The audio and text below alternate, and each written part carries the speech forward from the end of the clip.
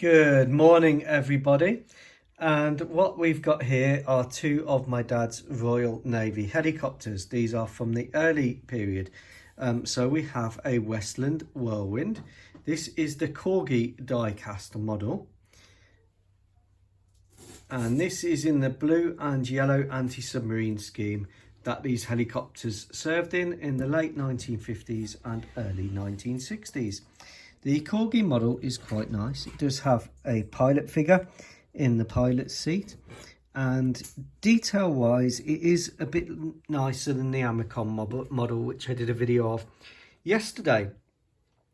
What Corgi have been able to do, which the Amacom model doesn't have, is where you've got the yellow on the Corgi here, the yellow on the plastic parts is blended in much better. The detail on the rear rotor is a little bit better, but again, being die-cast kits, they are simplified.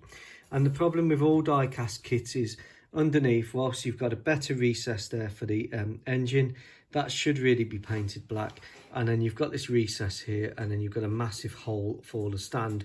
So that's the kind of trade-off that you do have with die-cast kits. But overall, for a little Royal Navy die-cast helicopter, not bad at all.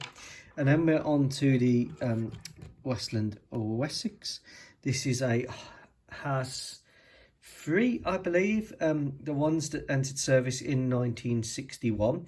Although this is a later variant with the radome, which puts it post 1965.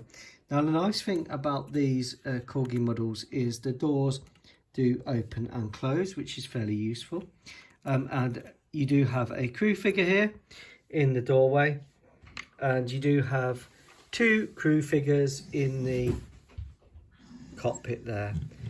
Overall, not bad at all. This has got the nicer sort of blue-grey, which I think was a variation of like RAF blue or Oxford blue. The debate is still out there and still ongoing. The only downside again with these kits is you do get these massive panel gaps.